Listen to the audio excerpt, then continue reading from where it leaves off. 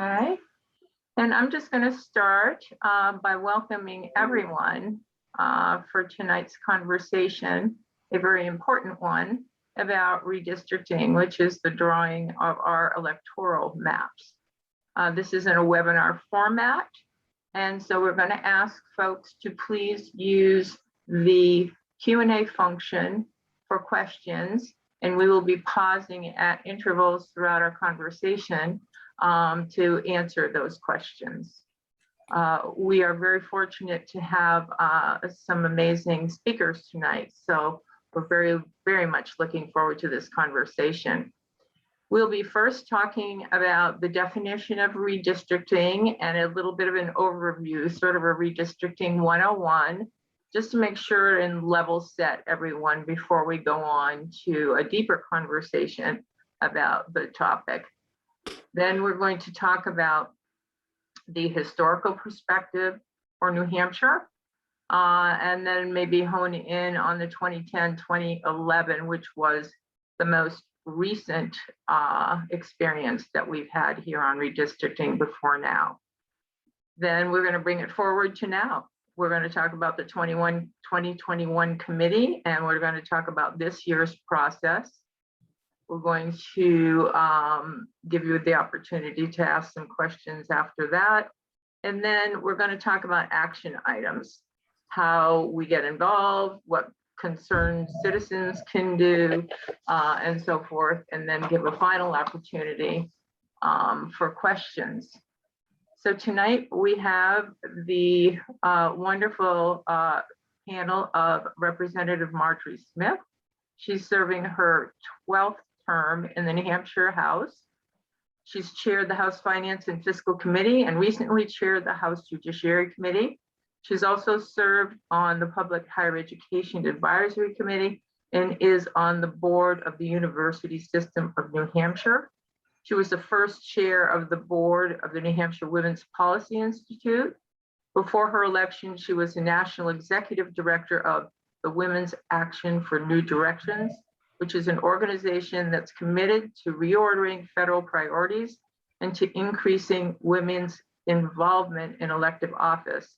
She worked in the Kennedy and Johnson administrations and chaired for many years the Maryland Advisory Committee to the U.S. Commission on Civil Rights. She's worked on the President's Appalachian Regional Commission and was assistant to the first chair of the U.S. Equal Employment Opportunity Commission. She chaired the board of the Maryland Committee for Daycare and subsequently served on the staff, advocating for availability of and standards for quality childcare. Thank you so much for coming, Representative Smith. We also have Liz Tentarelli. She is a retired educator. She's been a member of the Nonpartisan League of Women Voters for more than 25 years and president of the State League since 2013. Liz often testifies on election law issues in the Hampshire legislature on behalf of the League of Women Voters. She's a member of the Citizens Advisory Board to the New Hampshire Correctional Facility for Women. And just for fun, she's a presenter for the New Hampshire Humanities on Women's Suffrage. She lives in Newbury, New Hampshire. And we also have Olivia Zink. Olivia has been working as a community organizer for New Hampshire since 2000. She is Open Democracy's executive director. She's worked on a broad range of campaigns for economic and social justice. Olivia also spent a year in Bolivia working at with the Democracy Center. In 2008, she was named one of New Hampshire's 40 under 40, and she by the New Hampshire Union Leader, and she's a graduate of the University of New Hampshire with a degree in political science and a minor in sustainable living. She's also a graduate of Southern New Hampshire University with a master's degree in community economic development. She's currently the interim mayor in Franklin, where she lives with her daughter. So 3 wonderful women here to have this great conversation about a very important topic. So ladies, please take it away. Thank you so much for being here. So I think the next course, whoa. That didn't sound good. I'm going to do a screen share is the goal here. And didn't quite work. The host disabled my screen share. So I need somebody to re-enable my screen share. And that's probably up to Roger. We thought we had that going. Roger, can you? There we go. Okay, I see it. Thank you. There we go. And I'm going to go to the slideshow. And with any luck, you're seeing this as more or less full screen. Yes. If you want to reduce the view of the participants, the panelists here, you can toggle that. But anyway, here we go. So as I'm going to be talking about redistricting, both in New Hampshire and in more general terms. And the term you often hear is gerrymandering. So let's explain some of these terms. I need to reduce something. Okay. So that term gerrymander goes all the way back to 1812, when Elbridge Gerry, the governor of Massachusetts, created a district that would benefit his party. And this is the shape of it, going from the coast at Salisbury all the way through Andover, where I used to live, and down here to almost to Boston. We're in Chelsea here and Marblehead. And then, of course, some newspaper wag added the claws and the wings and so on. But you can see that this is not a compact district. There must have been a reason for why they joined these towns together, and they did it for partisan advantage. So that's the origin of the word gerrymander, and we will come back to that later. But let's talk about why these districts matter. The districts are congressional, state Senate, state House, and in New Hampshire's case, the Executive Council. And when those districts are created, that affects who can be elected in those districts. So you have to be a candidate in your district to run. And then you, as the voter, want to look for candidates that reflect your views, unemployment, healthcare, social security, climate, whatever it is. When we're concerned about those issues, we want to know that the candidates who represent our views on those have a fair chance of being elected. And if it's gerrymandered to create a safe district for one party, you may not have that choice. So let's talk about New Hampshire House districts. I'm sure you can all see this map. No, you can't, clearly. It's much too tiny. So we'll come back to Hillsborough County in a little while. But in New Hampshire, we have 400 House seats. It's divided among 204 districts, and these are the 2011 maps. These are the ones that were in effect in the 2020 election, all the way from the 2012 to the 2020 election. And each one of those seats represents, theoretically, 3,291 people. Now, there are plus or minus factors that can be involved in their small percentage difference, because clearly towns are not created in multiples of 3,291. And this year, because our population grew, we've just gotten the census, each seat will represent 3,444 people. And here's Hillsborough County. Here are your towns, and here are your House districts. So if you live, for instance, in Francistown, you're part of Hillsborough District 14. If you live in New Boston, you're part of Hillsborough County 15, but you're also part of a flotarial, Hillsborough 40.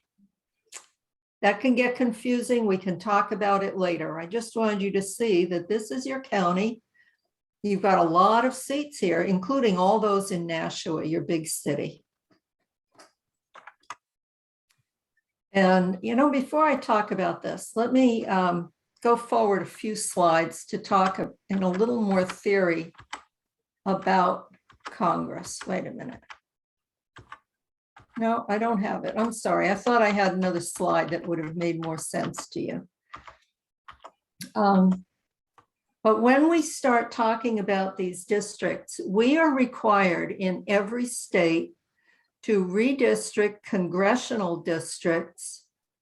That's in the US Constitution, because congressional districts have to equally represent the voters in their state. Now, what happened when the 2020 census came out in August is that some states lost population and they lost a congressional seat. And other states gained congressional seats. And I thought I had that slide in here. It may have gotten misplaced. We may come across it yet. But New Hampshire only has 2 congressional seats. Of course, every state has 2 senators, so that doesn't change. But we didn't change the number of congressional seats. However, the borders of those congressional districts will change a bit because of this shifting population. And we will talk about that in just a minute. So as I said, this is your Hillsborough County. And you can find your town in there and you can see which district you're in, Hillsborough 11, Hillsborough 44, whatever.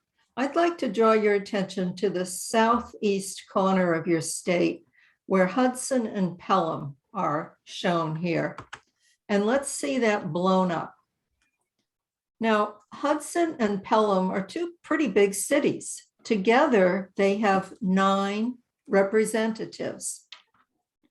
For most of the elections since 2011, Pelham has had only 1 rep that lived in Pelham. All the others lived in Hudson. In 2020, they picked up 1 more rep. But here are 2 cities. They're not quite the same size. Hudson's almost twice the size of Pelham. They were grouped together into a district. In spite of the fact that they're large enough, both Hudson and Pelham, to have their own reps. And Liz, I just want to say that in 2006, New Hampshire amended our constitution that said that any town that is large enough should have their own representation. So this is clearly a violation of the 2006 constitutional will that overwhelmingly was passed by New Hampshire voters. And 10 years ago, when we redistricted, 62 towns that were eligible for their own House district did not receive them in the last redistricting. And so when we talk about grouping towns together, and it's just important to remember that we do have something in New Hampshire in our constitution giving preference for towns that are large enough to have their own representation. Thank you, Olivia. And so that's the point. Hudson should have had its own reps. Pelham should have had its own reps. The legislative committee that was drawing the maps and then the legislature that voted for those maps chose to go against the Constitution and group these 2 cities. I should say to these 2 towns. They're not cities, but they're large towns. And what was the reason for that? Well, it was a Republican legislative committee that was drawing the maps. Hudson is a strongly Republican town. Pelham is more of a purple town. Some Republicans, some Dems, it goes back and forth. By grouping these 2 together, it was very clear that there are far more Hudson people voting. They're going to vote primarily for candidates from Hudson because that represents their interests. And that's why Pelham has complained in every session of the legislature since then that this was unfair and they wanted these separated. It didn't happen. The bill never passed in the legislature, but they were entitled to their own representative by the Constitution. They tried to argue for it and it got nowhere. We need to do better this time around. We have 24 state Senate districts. And in spite of the difference in their geographic size, which is very obvious here, they are all equal in population within about 5%. So clearly our sparsely settled North Country is pretty big geographically, but they only have one senator because of their population. And then you get down to the Nashua area, where there is a senator that pretty much covers just the city of Nashua. So these districts will also have to be redrawn this year to take into account the results of the 2020 census. Now, when we talk about the Senate, we can really see that there was some manipulation going on. The Senate has been a Republican majority until 2018, when it flipped Democrat. The Democrats got 54% of the popular vote. They got 14 seats in 2018. In last fall's election, we went back to kind of the status quo with the Republican majority. They had only 52% of the popular vote in the Senate, but they got 14 seats. So there is some evidence that Senate seats are skewed to Republican advantage in the 2011 maps. Now here's the famous executive council districts. Again, these are equal in population. And most people point to that yellow district, District 2, which runs all the way from the seacoast here in the east, one town deep, all the way out to Vermont, down here to Massachusetts. Even Governor Sununu has said, there may not be much just gerrymandering in New Hampshire, but he has admitted, and this is a quote, District 2 is kind of funky. So what was going on in 2011 when this was drawn? There's a process in redistricting called packing. And that is when a group of voters is kind of crammed into one district, packed into a district. District 2 is strongly Democrat. By putting as many Democrat-leaning towns as possible into District 2, it increased the chances that the surrounding districts, 1, 3, 4, and 5, would have a Republican advantage. Now, that wasn't true through every one of those elections, but it was true in 2020. So right now, District 2 has the only Democrat executive counselor. The other 4 have Republican executive counselors. But usually when we talk about redistricting and you hear it on the news, you're hearing about congressional districts that are very obviously strangely shaped in other states. As I said, we only have 2, and you'll see that map briefly in shortly. But these are some famously gerrymandered for either racial or partisan reasons in the states of North Carolina, Florida, Pennsylvania, Texas, and Maryland. North Carolina maps, and there are 2 of them, the upper left, the middle, and the bottom. These were districted by a Republican legislature for Republican advantage. And they were a little bit shameless in how they drew these. Maryland was the opposite. It was gerrymandered by the Democrat legislature.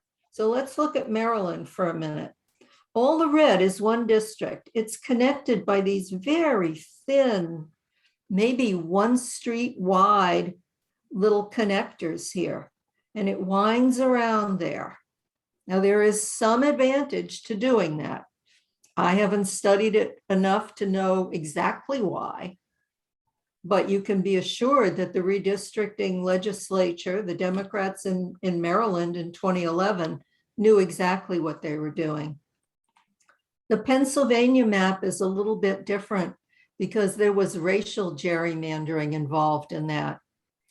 And so some of these maps ended up in the US Supreme Court.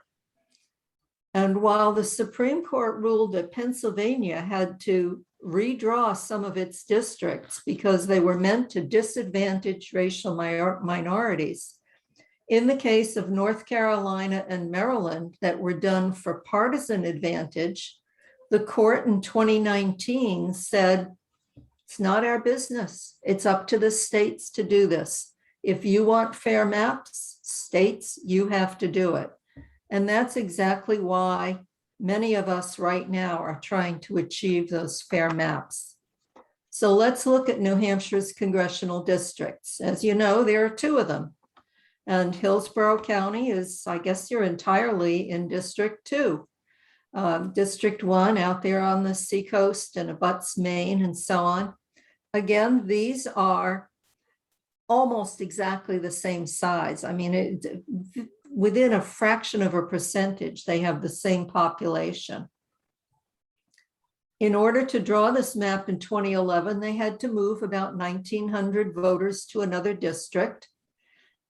And we will have to move more. We'll have to expand the size of District 2, reduce the size of District 1, because that's what happened to the population. We grew in the southern and eastern part of the state in population. But in 2011, this map was drawn not by the legislative committee, but by the sitting congressmen from these 2 districts. Republican Congressman Charlie Bass and Frank Ginta designed the map.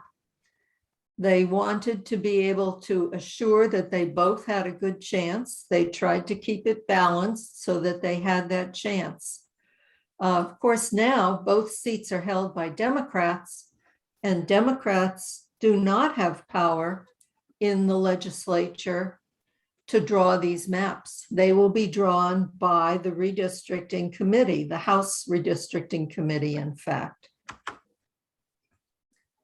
I don't want to spend too much time on this slide, but it shows that since 1981, New Hampshire's congressional districts were, for the most part, Republican for a long time. Right, when Dick Sweat ran in 91, you know, that was a little bit of an aberration.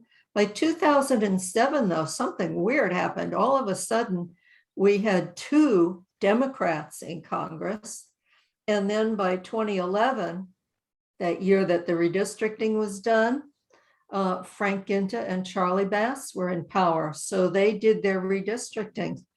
The odd thing is that the next election year rather, when they thought they had this all figured out, that they would have equal advantage, you know, both districts probably could go Republican, they had thought, we ended up with 2 Democrats again.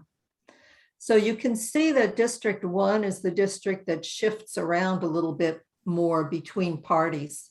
But we don't know what's going to happen in 2022.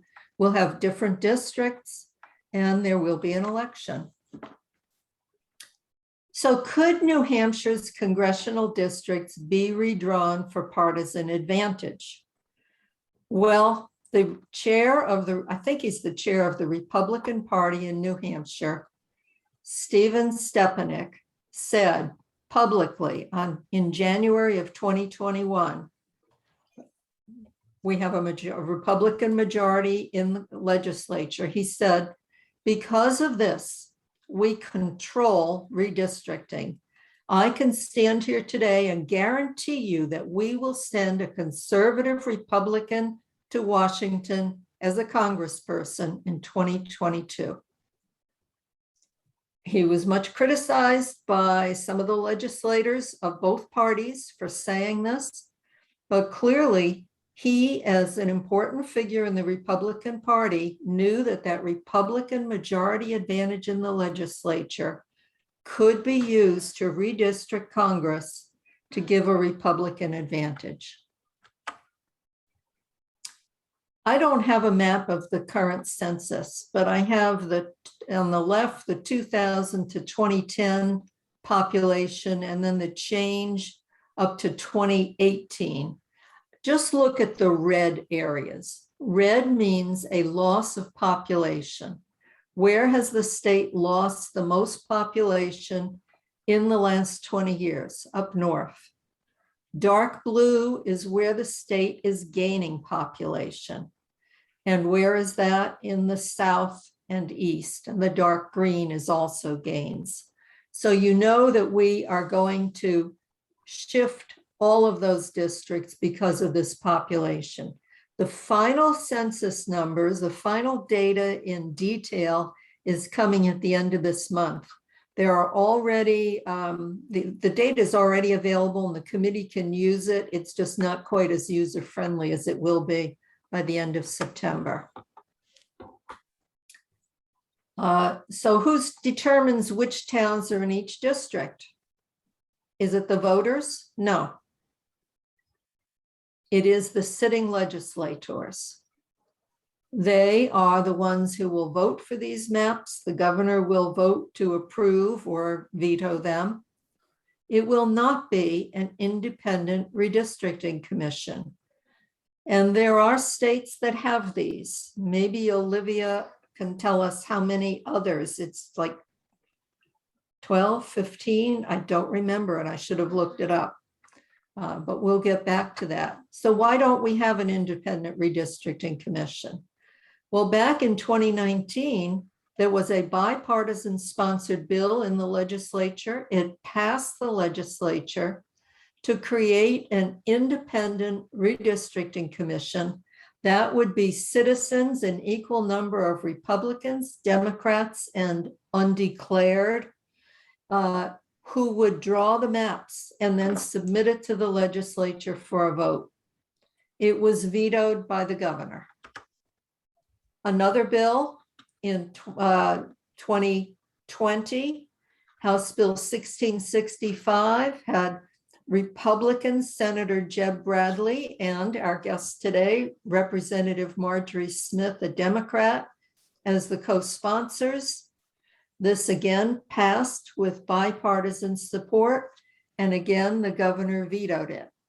Now realize that 2019, 2020, nobody knew which party would win the 2020 election. But when we saw those results in last November, we knew we had a Republican governor, a Republican House, a Republican Senate. And so any bills that were submitted for nonpartisan redistricting in 2021 went nowhere. That means it's up to us to try to pay attention to this. The House and Senate have each appointed a committee to begin drawing maps, and we'll talk about that at the end of this presentation. I do want to talk about House Bill 428. This was a bill that was submitted with bipartisan sponsorship, urging transparency in the process. That is, the public should be involved. Draft maps should be shown. The public should have input at public hearings. There should be a website at which you could look up information.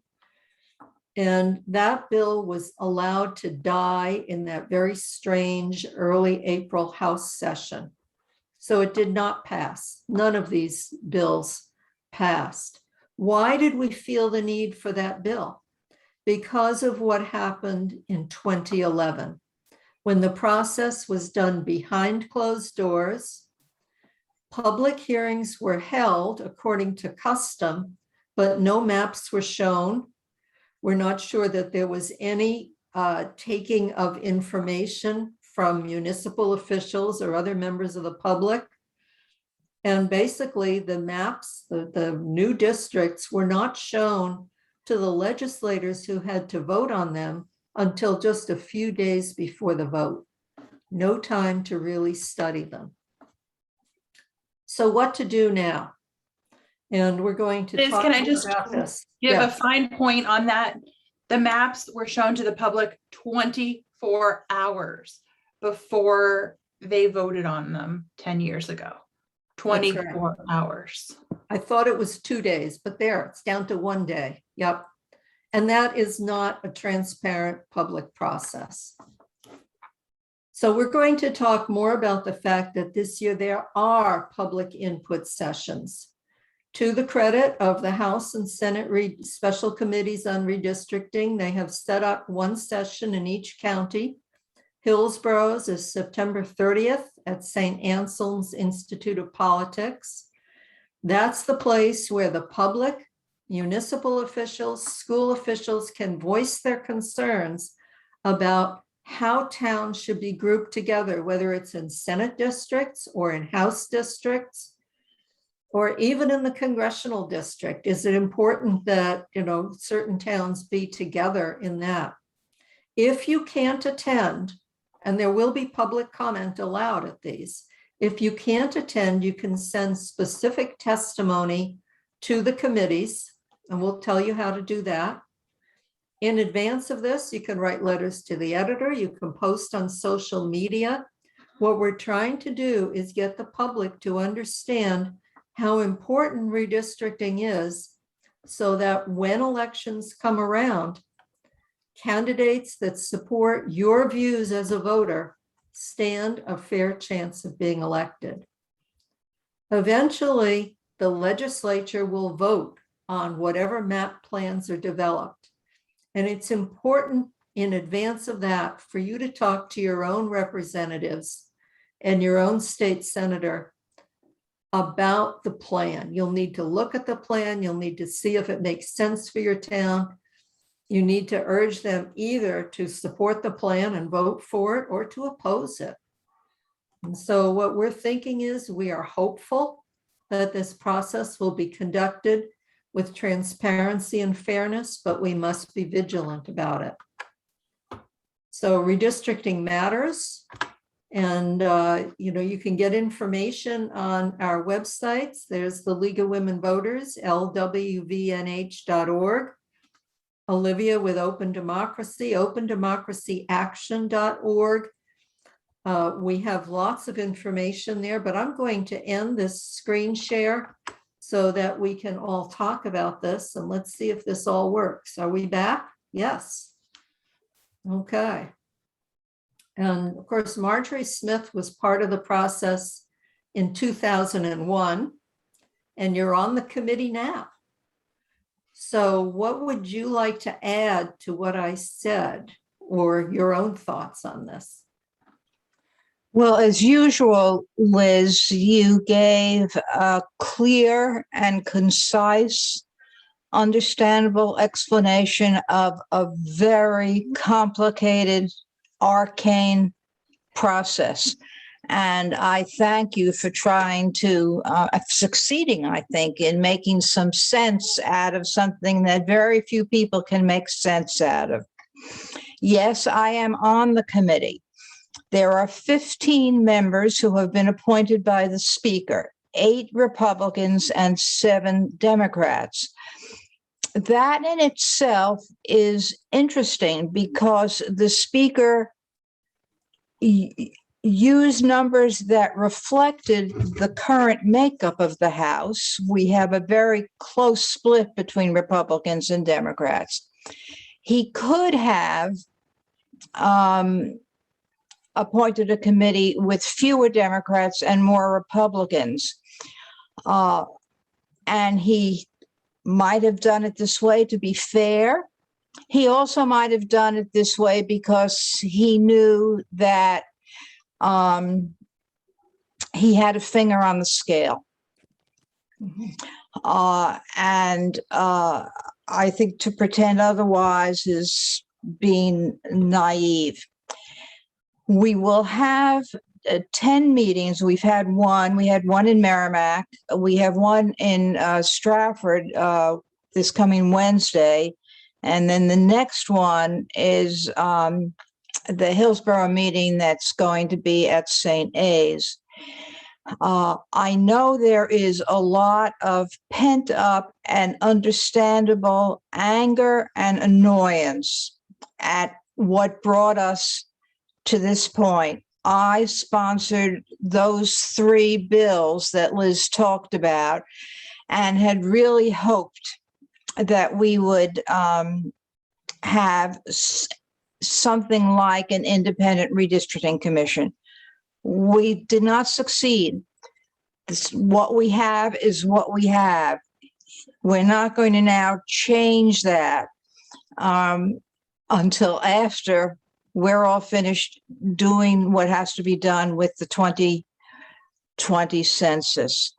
I would hope that at the remaining 9 meetings, we hear from a lot of citizens, as citizens who are just interested in what is the most important decision that's going to be made about who will represent them, from school boards, from community leaders, from advocates for particular groups or issues. But what we need to hear is not a lamentation for what people would like, but rather in terms of changing the system, but rather very specific suggestions. A perfect example is Hudson and Pelham. I hope we hear from citizens from Pelham explaining why they should have their own reps. It's easiest to spot in Hudson and Pelham, but that same reality exists in many cities and towns across the state. We need to hear that. Also, there is a website that the committee has on the New Hampshire government system, and people are encouraged to and should submit their own maps, submit their own comments, so that we can hear from as many people as possible as we try to make the best possible decisions that can be made. I'm not sanguine, I'm not optimistic, but I'm going to try as hard as I can to make this fair. Olivia, do you want to talk a little bit more about those 62 towns similar to Pelham and Hudson that didn't get their reps and what you did about it with that open democracy? Sure.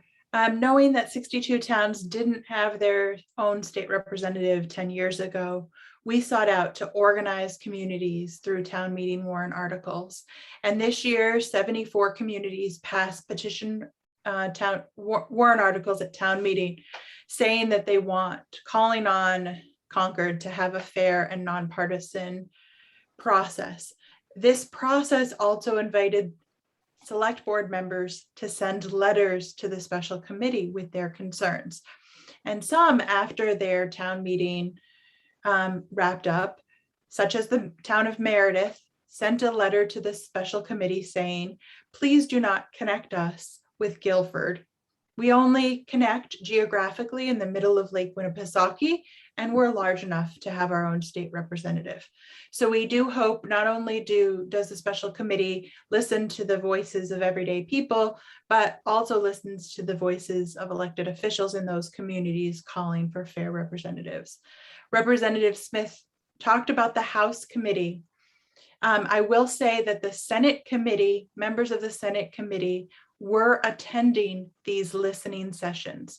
So the Senate will have and does have their own Senate committee, and we're attending these listening sessions.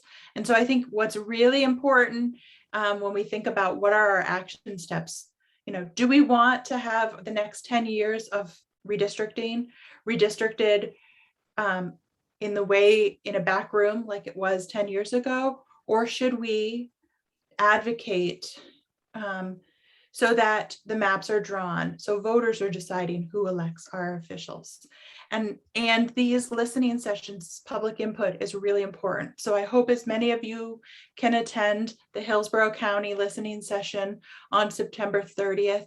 Open Democracy in the League is here for you if you have questions on writing your testimony. Also, if you feel uncomfortable going into a room, you can submit written testimony. You can send it to Open Democracy and we'll hand deliver your testimony for you, because we know not everyone feels safe going into those rooms.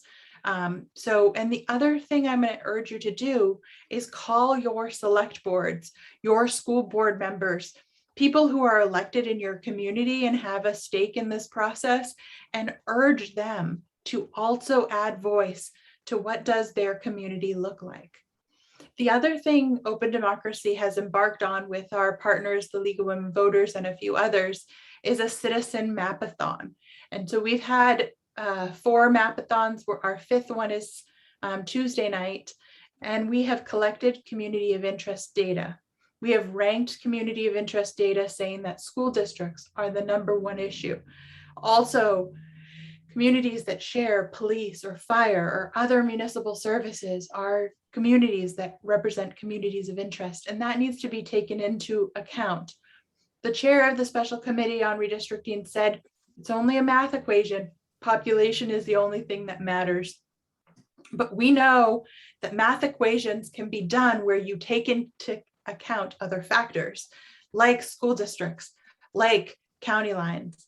And math equations can be done different ways. And so there's a couple of different math equations that our citizen mapathon team has explored, component method and an alternative component method, and our mapathon team has been doing analysis to really see what are the numbers behind this district and what are the different possibilities that these things can be important. So I think it's really important that the Special Committee on Redistricting makes public their criteria. How are they going to decide what map is fair before they vote on it? We are hearing that the Special Committee is going to do their work by November 18th. So that's the day that the retained bills need to be filed. And so it's kind of an urgent moment, all hands on deck the next kind of few weeks around redistricting. There's a question in the question and answer. There's a couple of questions, but Marjorie, would you take Joanne's question about, will the public be able to ask questions of the committee?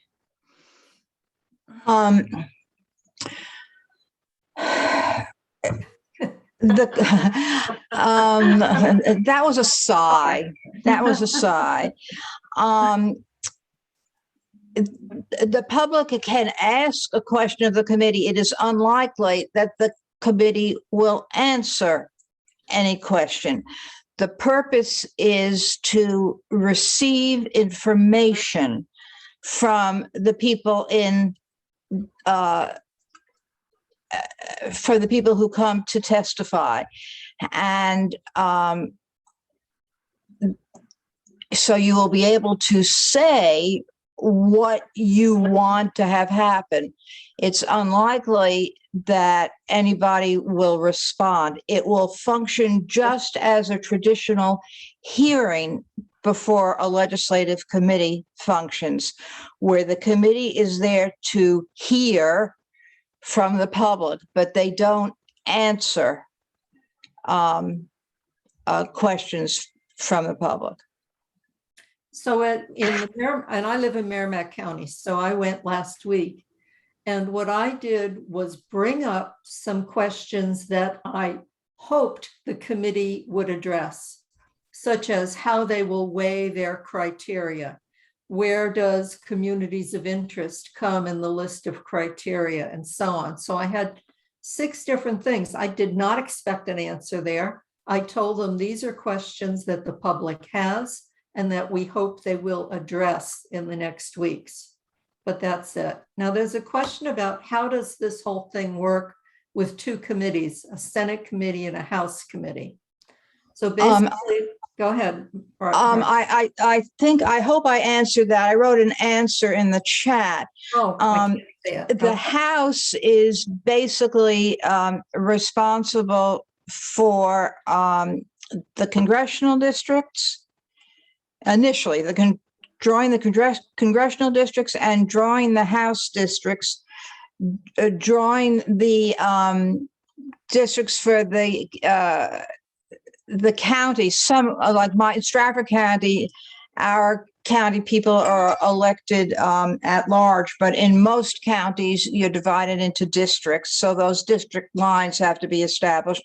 And then also, for some bizarre reason, we decide the districts for the Republican convention. Why? Beats me, but anyway. The Senate will do the Senate districts and the Executive Council. However, once that work is done, the House gets to vote on everything, and the Senate gets to vote on everything, and then the governor gets to sign. And it is not unusual for the governor to veto. It is unlikely that the governor will veto this time, since we have a Republican House, a Republican Senate, and a Republican governor. But stranger things have happened. And just to put a finer tooth, these legislations are regular bills. So they Yes. follow the process of regular bills, which is why they get introduced in one chamber. They have a hearing, they go through the committee work, the full body votes on them, then they cross over to the other body and they have a public hearing and they vote on it. And, I have heard rumors that there might be additional bills introduced in 2022 with different maps. So because they're right now, the placeholder bill numbers are House Bill 50, 51, 52, 53, 54, I think, and 55. And those bills right now, all they have in it, the language they have in it, are 10 years ago maps. But we should anticipate seeing new language, which will represent new maps in the coming weeks. And as the committee has stated publicly, they hope to do that work by November 18th, which is when retained bills are due by. There's a few other questions. Liz, will you take Carla's question about talking to, how do you speak Sure. with Republicans about this? So if your representatives are all Republicans, the Republicans are in power, they are going to have the final vote in committee on these bills, but in January, they'll go to the full body. So if when you look at your maps as they are finally approved by the committees, and you think that they are being skewed so that your town doesn't have a chance of electing any Democrats, that's time to call your reps. It's time to talk to them about this and say, is this a fair district? If not, how can you stand here and run for office in a district that you know has been skewed?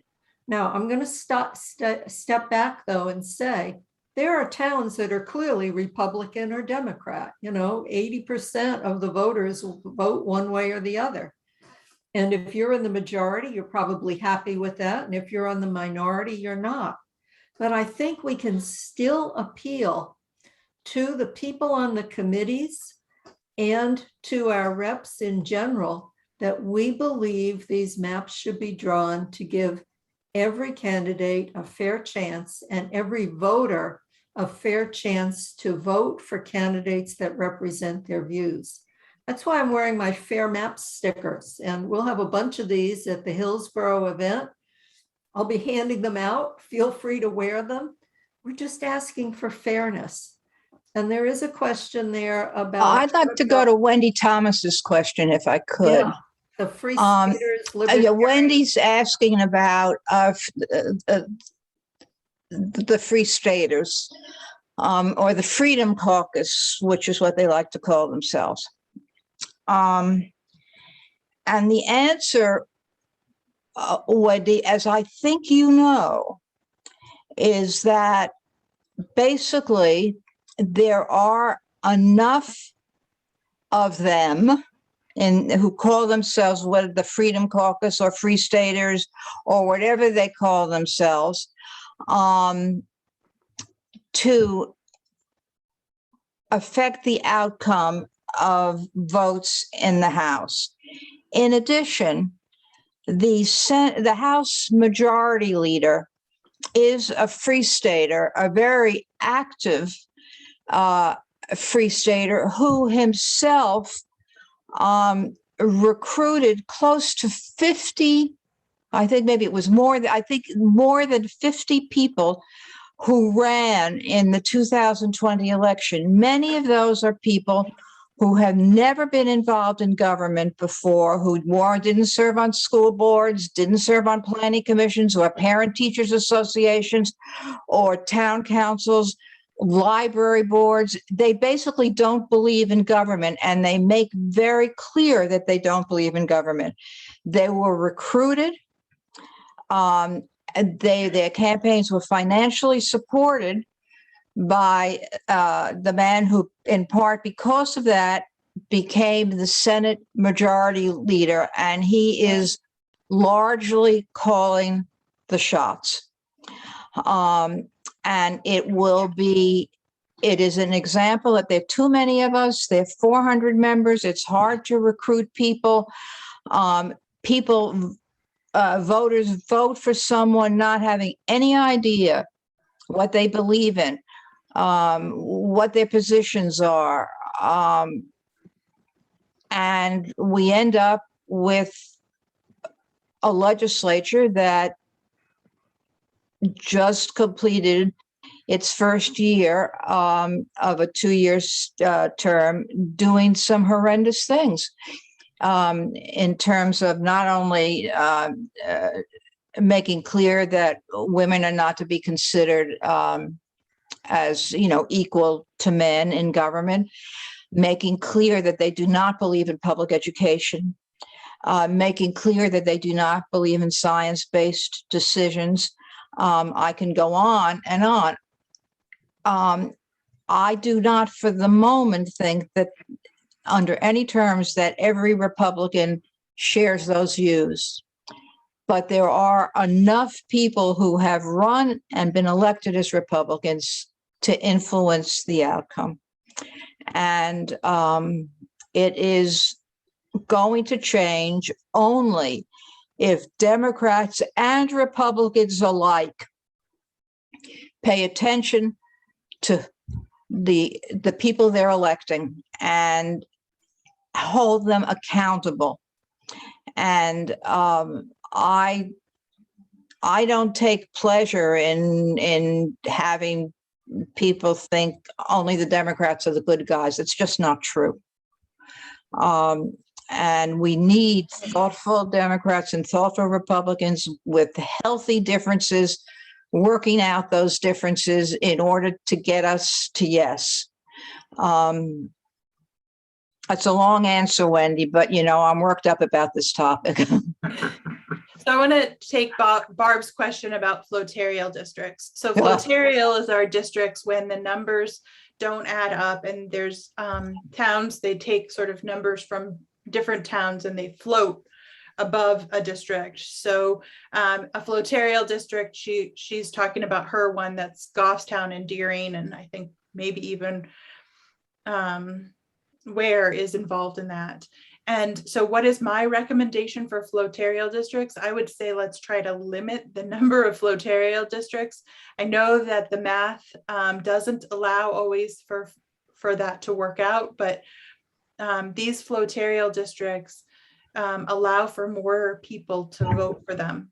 Many flotarial districts are larger, but New Hampshire is kind of unique. We have single member districts and we have multi-member districts where people elect multiple candidates from one district.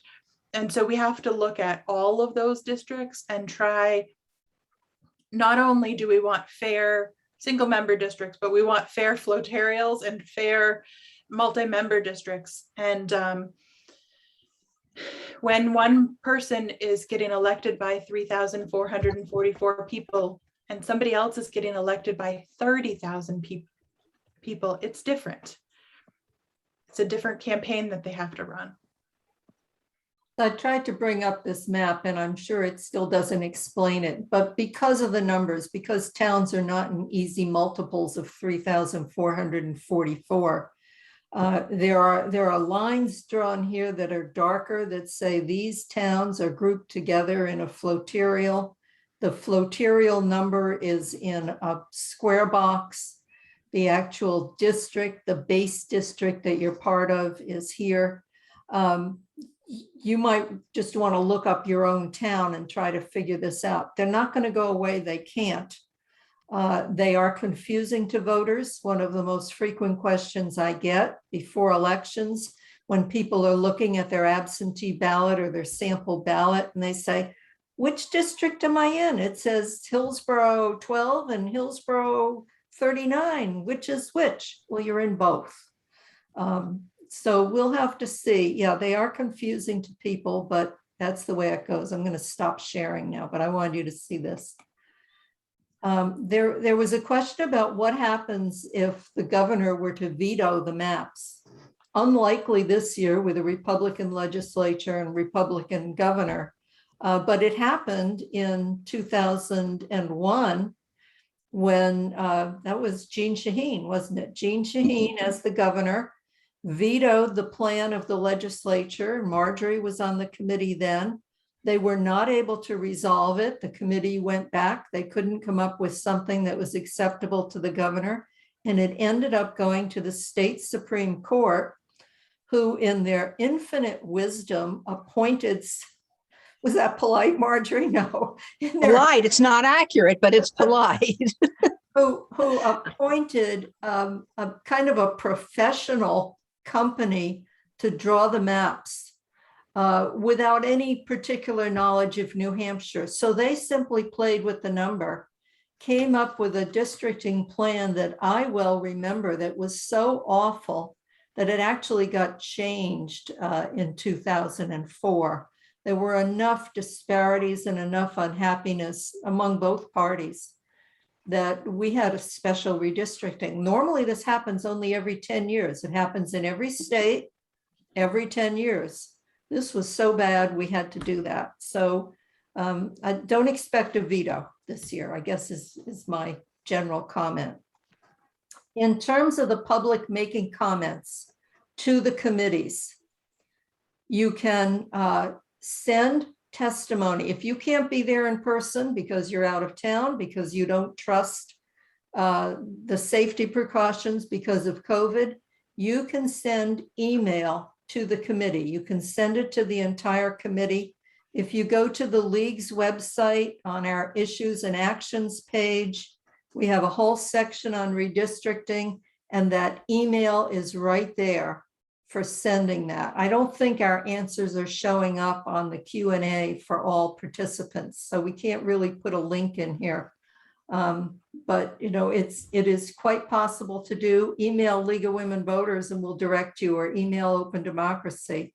We'll send you that email link so you can testify, but please be as specific as you can. Say, my town shares a school district with these towns. We're small towns, try to keep us together in a House district or in a Senate district, if you think that makes sense, so that you know you will have some defenders for your issues. And that's why we talk about these communities of interest. Let me add one thing to that, Liz. Yes. I hope that we're going to end up with terrific districts for the House, the Senate, Congress, Executive Council, whatever.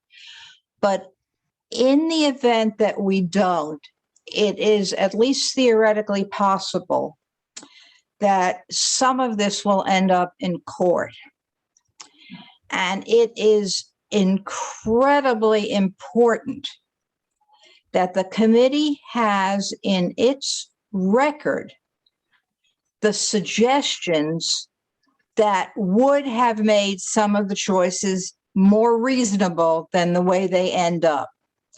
So that is another reason why I urge you to make very, very specific comments to the committee, and also to then follow up with written comments, and if you are able to, even with maps. because all of that builds a record for the possibility that there are alternatives to what might end up happening. And the other thing I want to just quickly add is that the testimony in these hearings are only taken in live, in real person. You can submit written testimony, but if you are upset because you are fearful of COVID or inhuman, any reason why you feel like you don't want to go into a crowded room, I think send an email to Speaker Packard and tell him that this rule, not only taking testimony live, is unfair. So, but also want you to know that you can send in a letter, send in an email, and participate in other ways. Because I know going to St. A's on September 30th is not available to everybody. Bev, do we have other questions that We you? do. Yeah, we have one more question in the Q&A, and then we have a few in the chat that I'll dig through. Barb is asking, should we put emphasis on fixing the executive council maps and unpacking District 2? I think so, given their recent decision about stopping funding for family planning services. That was a partisan decision that is just horrendous in this state, to deny poor women the services they need. So yes, I think you want to emphasize that these districts should be devised so that Republicans and Dems stand a fair chance in all those districts. And I would say you can provide comment on the congressional maps, on the executive council maps, on the New Hampshire Senate maps, on the House maps, and even on the county commission maps, how your county delegation is selected, if you have input on how your county delegation is selected. So I think you want to give voice to all of those in these committees. We also have a question from Marie. Is there a list somewhere, I think this might be for you, Olivia, on the 62 towns that do not have their own reps? Yes, there is. That qualify. And I posted a link in the chat, but I posted a lot of things in the chat. So I'll try to find it again and repost it. Then there's another question, that says Barbara Griffin had quoting Barbara Griffin, we will be holding public input sessions in all 10 counties to provide an opportunity to interact with us in person and to be heard. The question is, is the interaction between our mouths and the committee's ears? They are there. They are listening. Not every single member of the committee is going to be at every one of these hearings. They are there. They are hearing you. It does become a part of their record if you submit written testimony as well as oral testimony.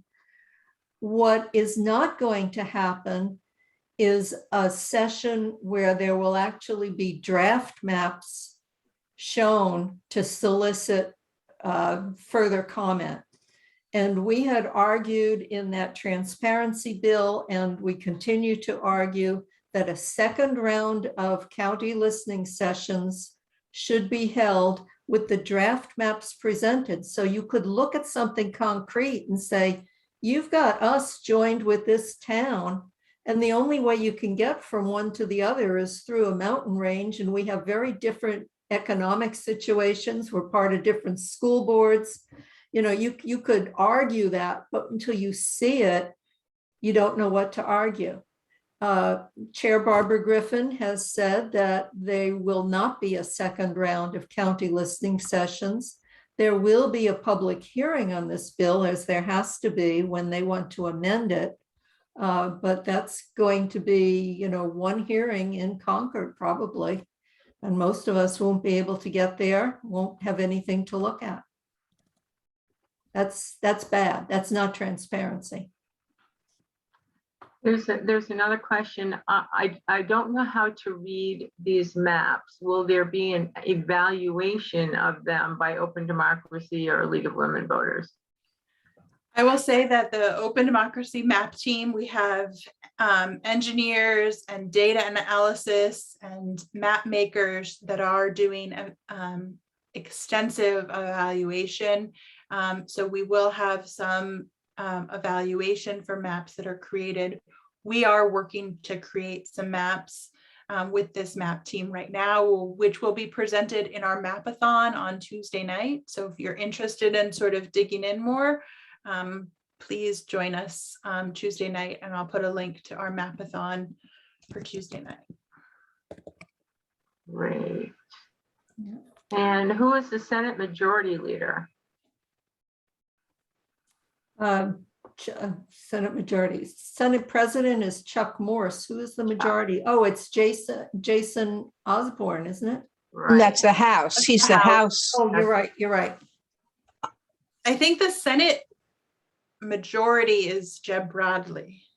Yes, you're right. Thank you. And let me look in here again. I think, well, let me look here, see if there's anything. I also posted a fact sheet, which I'm going to repost in the chat because I realized some of the things I posted, not everyone can see. And there is some good fact sheet material.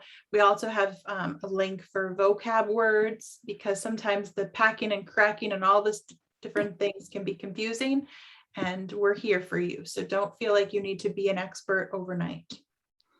There's also a lot of information out on your website too, Olivia, right? About current efforts that are happening, and these are public sessions. They don't have to be, you know, a dedicated volunteer to be able to join these mapathons. And the same with you, Liz, correct? Yes. League of Women Voters welcomes people to attend the events that you guys have out on your website without actually being a committed volunteer. Is that correct? Absolutely. It's public information out there. We have a whole section called Redistricting on our Issues and Actions page. I think it's just important for people, and it always just sort of makes me sit back a little bit when I think about whatever is decided now, we live with for 10 years. And that's a little scary to me. You know, I mean, obviously there's other legislative efforts that can happen between now and then, I guess, but we have a very critical action going on right now, and it impacts how our voices are heard, how our votes are counted, and it's somewhat the weight of that. And it just sort of takes my breath away sometimes when I think about how big and how important this is. And a few states are getting very close. I was talking with a league president from Iowa. Iowa maps are out. They've been presented. They have an independent redistricting commission though. So we won't know the final version of these maps until they're voted on in January. We can see them before that. We should be able to see them by the end of November. And maybe we need another presentation at that point so that you can look at your own town and the maps. We'll try to work on something like that. That would be great. I do urge people who are on the call to pay attention to the League and to Open Democracy, because they have very valuable resources. Also, to go to the Redistricting Committee's website, which is very hard to get to and very hard to figure out, unlike the League and Open Democracy, but will have all kinds of information once you're able to manage to get there. And we appreciate that. You know, we didn't have that in 2011. There was no website, no way to see anything. So we thank both committees for agreeing to do that, to have a website and to allow alternative maps to be posted. So the ones Yes. being drafted by the Open Democracy Mapathon team will be up there. And you could look at both maps and see how your town is joined with other towns in each version and which makes sense to you. Maybe both, maybe neither. So Bonnie asked a question, no yard signs. We don't have League of Women Voters or Open Democracy yard signs, but feel free to paint a sign with some information and put it on your own yard if you want to paint your own signs. We do have stickers. Fair maps. Right. Fair maps. There we go. Olivia, Gerald has posted a question that he's heard that the mapping software used by the committee would not be shared with the public. So they did have and are there any alternative software options or data sets openly available that could be used to create hypothetical maps? Right up your alley, Olivia. Yes, Marjorie, Representative Smith, do you want to take the first one? You go ahead. Go ahead, Olivia. So they did do a software demo at the last special committee on redistricting, but it was created by Joel Anderson, who created it 10 years ago when he was a researcher. And you're right, Gerald, this will not be shared with the public, what the back end of that is. That software, listening to the demo, is very basic. There is lots of good software that's available. We at Open Democracy are using something called Dave's Redistricting.org. Also highly recommend the Tufts process at mggg.org. They have really good maps, this Tufts software. And there's a Princeton study that has some software available. There's also a few software packages that you can pay for.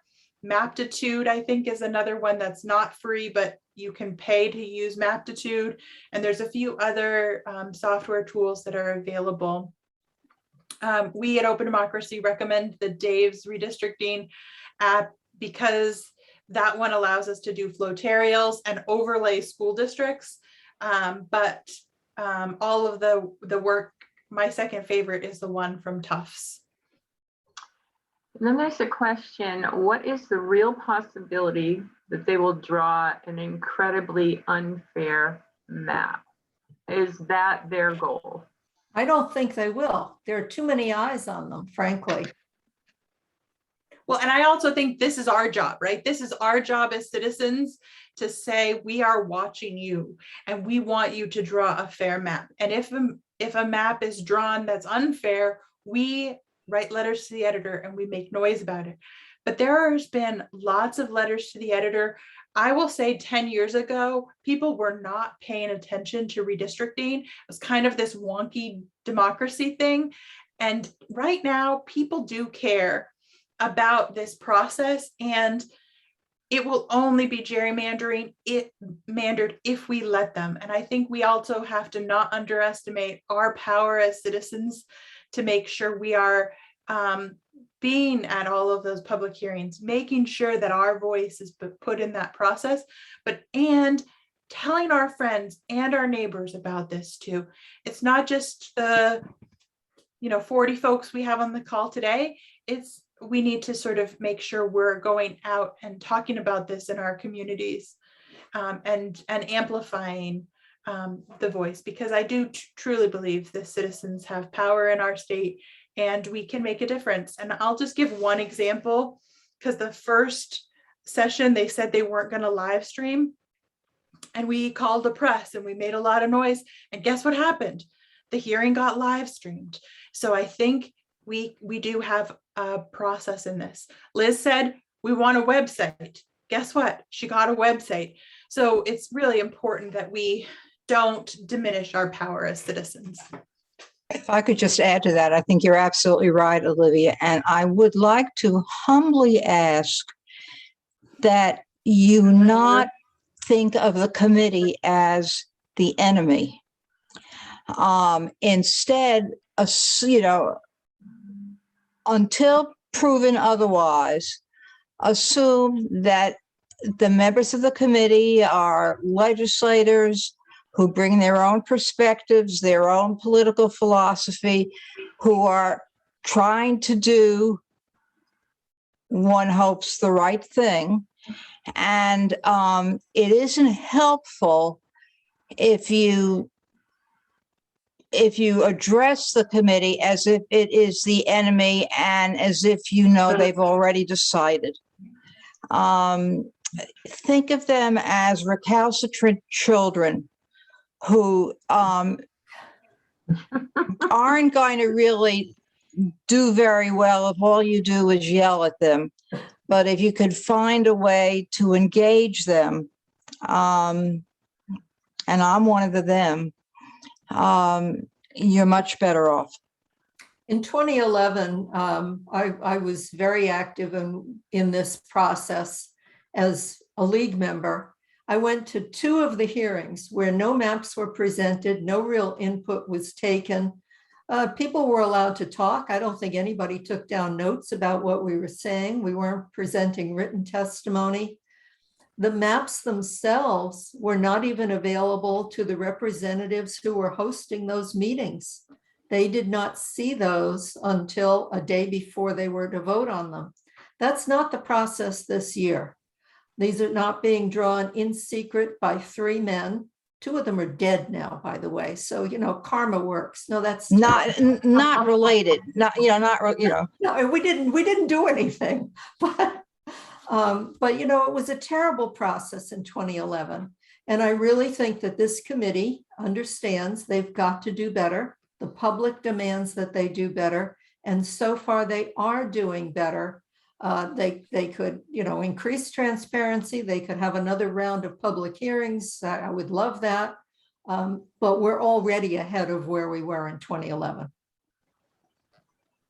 I also would encourage that people who are reaching out to their own representatives or various members of the committee, sometimes you will hear back from folks and sometimes you will not, but that doesn't mean that they didn't get your message.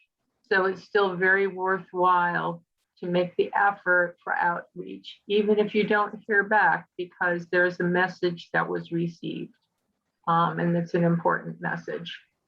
And I want to end on a sort of positive note. Carla said, how do we engage conservative legislators? I talked to my Republican state senator about an independent redistricting commission, and he said, you're trying to take away the power. You don't want me elected. And I said to Senator French, that's not what this is about.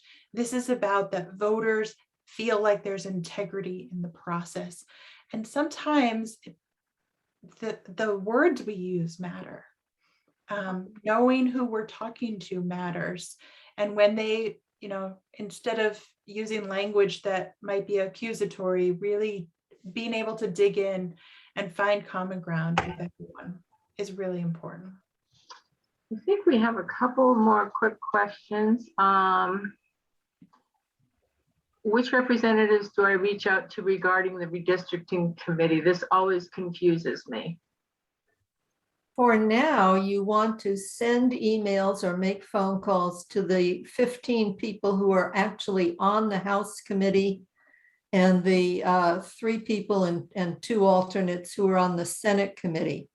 And those lists or the email links are on the League's website and available in various other complicated ways, unfortunately. But ultimately, you want to talk to your own reps and senators when these maps come up for a vote in January and tell them whether you think these are fair, are good for your communities or not.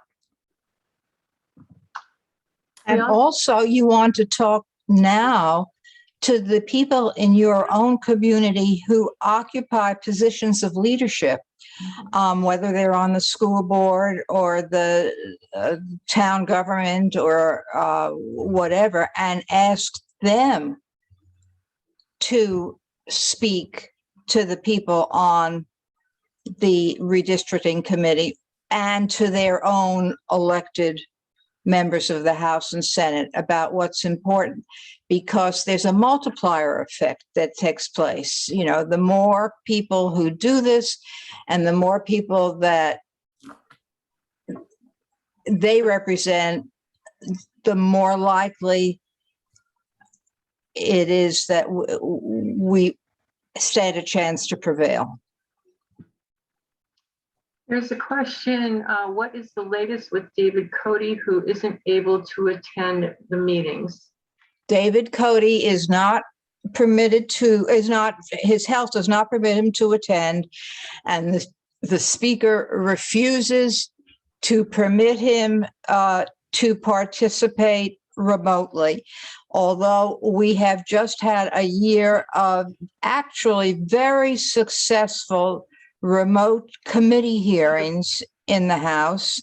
The speaker, as of June, determined that that would no longer continue.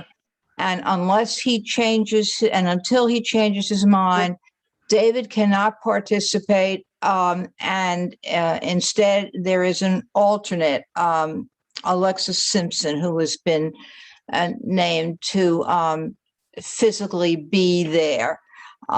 David, of course, watches everything, and we all talk to him, but that decision is not in the hands of the chair of the committee. It is exclusively the speaker's decision. Thank you. And then there's one last question that I have. Are any of the Republicans on the committee free staters? Free staters. I don't know. I don't know as we would know that, but I'm going to defer to. I'm just, there was a list up here. Now I can't find it. I've heard that Lynn is a libertarian leaning Republican, but I've not heard he's a free stater. He's just more of a well, we have the former head of the Republican Party on that committee. There are people who are expressing the views of the far right within the Republican Party, but more than that, I'd have to go over the list and see. But there's nothing wrong with having a broad range of political views. Mm-hmm. That's helpful to hear how other people are thinking and what their perceptions are. The real problem is if you don't believe in government, if you don't believe in an obligation to the broader community, if you think that government is all about me instead of we. And I also will tell you that there are people in the Democratic Party who have views that many Democrats consider to be extreme in terms of some of their approach to what government should do. So it's not helpful to hang a scarlet letter around individuals' necks. It is true that the Republican who has submitted a proposed constitutional amendment for us to secede from the United States is not on the redistricting committee. Good. And Kermit just pointed out in the chat that Carol Maguire is considered a free stater, but I will say that we've talked to her about the Constitution and that every town that's eligible for their Constitution, it does seem like something she really cares about. So I think dialogue with all of them, no matter what their party affiliation, is really important. Whether they're the Republican Party or they're friends. Yeah. I think that's all of the questions that I see either in the chat or in the Q&A. So thank you so much for spending the time to make sure everyone's questions were answered. Well, thank you so much for sticking with this. It's incredibly important, and that there are 36 people who recognize that is heartwarming. And if you could each speak with 3 people, that gets us up over 100. And if they each speak with 3 people, so keep it going. And we hope to see you at the Hillsborough listening session at St. Anselm's on September 30th, Institute of Politics, 6 p.m. And, if you can't go, we understand that, but, some of us will be there, and I'll be handing out Fair Maps stickers. And the other 7 meetings will be announced publicly very soon. Good. Great. And I want to just say, redistricting is fundamental to our democracy. We need to ensure this is the next 10 years of how the district lines will be shaped. This is our future. And I think as much voice as you can give this, as much time and energy you can put into the redistricting campaign over the next few weeks, please reach out to Open Democracy. We've got lots of actions for you to take. And we really would appreciate your time and energy and activism towards this cause. Thank you for coming tonight. Thank you for letting me participate. Thank you. Thank you so much for joining us. Good night. Good night. Good evening. This is Roger Lessard. I'm the chair of the Hillsborough County Democratic Committee. I want to thank our guest speakers for their participation this evening and for all the advocacy work that they do in fighting for fair elections. Our panelists are State Representative Marjorie Smith of Durham, Liz Tentarelli, who's the president of the League of Women Voters in New Hampshire, Olivia Zink, who's the executive director of Open Democracy. I also want to thank our Hillsborough County Communications Committee, particularly thank you to Bev Cotton and Katie Cutchell for organizing tonight's forum. This is the first in a series of forums that we are holding. Our next forum is in 8 days in conjunction with the Bedford Democrats. It's on Monday, September 27th. It will also be at 7 p.m. and on Zoom as this was. The forum title is A Wolf at the Schoolhouse Door, the same as the title of the book. And then it focuses on the dismantling of public education and school vouchers. I like to call them parasitic school vouchers. We have the 2 co-authors of the book as our guest speakers. So please join us to learn more about this very important topic. We also encourage you to add your name to our email list. In addition to information about upcoming forums and other events, we send out legislative updates and action alerts focusing on New Hampshire politics. You may add yourself to our email list using the sign-up box in the top right-hand corner of the homepage on our website, which is www.hillsboroughdems.org, or email us at hcdccommunications@gmail.com. And Liz, I sure wish we had those Fair Maps stickers at our county committee booth at Hillsborough County Fair last weekend.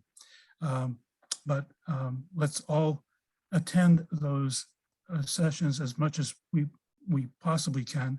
I plan to be there at St. Anselm's on September 30th to voice my concerns. Thank you, everybody. Thank you. Thank you. May. Good night. Good job.